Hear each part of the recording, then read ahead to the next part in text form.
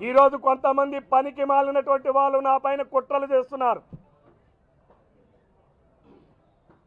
ఈ కుట్రలన్నింటినీ కూడా నన్ను ఏమీ చేయలేవు.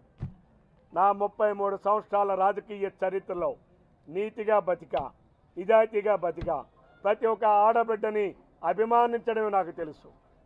ప్రతి ఒక్కరిని గౌరవిస్తా, నా సొంత కుటుంబ సభ్యులుగా ఆదరిస్తా. ఈ నియోజకవర్గంలో అనేక మంది మహిళలు పనిచేస్తూ ఉన్నారు. 30 సంవత్సరాల్లో అనేక మంది పనిచేశారు. ఈ నియోజకవర్గ సంక్షేమంలో, ఈ నియోజకవర్గ అభివృద్ధిలో అనేక మంది అధికారులు పనిచేస్తూ ఉన్నారు. ఎవరు లేదే ఫిర్యాదు. ఆమె మాట్లాడారు, నేను 11 గంటలకు ఫోన్లు చేశాను 10 తర్వాతని. నేను అడుగుతా ఉన్నా, ఎప్పుడు ఫోన్ చేశానో నీ కాల్ రికార్డు చూపించండి, ఆధారాలు చూపించండి. అలాగే మీరు మా ఆఫీసులో 11 వరకు ఉంచామని చెప్పారు. ఎప్పుడు ఉంచామో, అసలు మీరు ఎప్పుడు వచ్చారు, ఎప్పుడు ఉంచామో మీరు ఆధారాలు చూపించమని నేను డిమాండ్ చేస్తున్నా.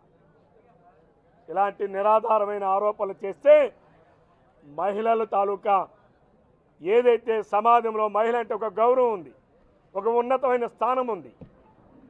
ఈరోజు ఆ స్థానానికి, గౌరవానికి కళంకం తెచ్చేటటువంటి నీలాంటి మహిళల వల్లనే ఈరోజు సభ్య సమాజం మహిళలు తలదించుకునేటటువంటి పరిస్థితులు తెచ్చారు.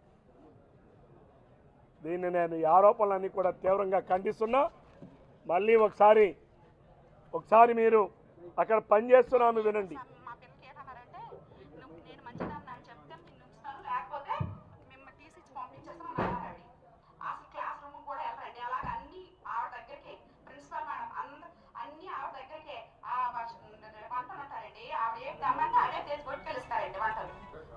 అన్ని ఆవిడ దగ్గరికి అందించాలి, కానీ ప్రతి క్లాస్కి వెళ్ళి చెక్ చేయాలి.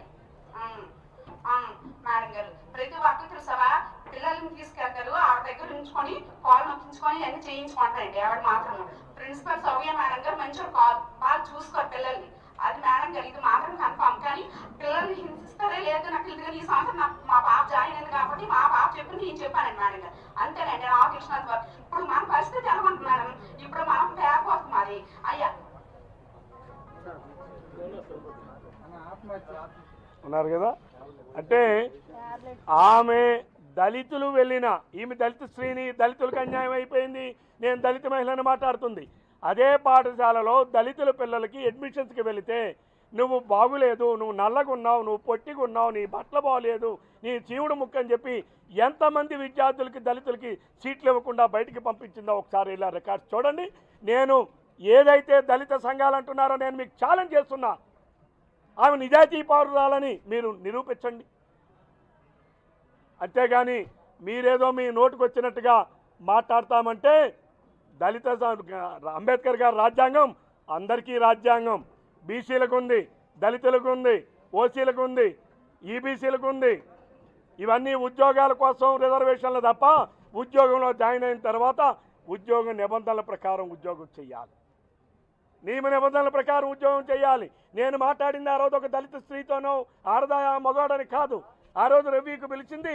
నేను మాట్లాడింది ఆ రోజు వీడియో కాన్ఫరెన్స్లో మాట్లాడినా ఒక ప్రిన్సిపాల్ గారితో, ఒక అఫీషియల్ పొజిషన్తో నేను మాట్లాడాను.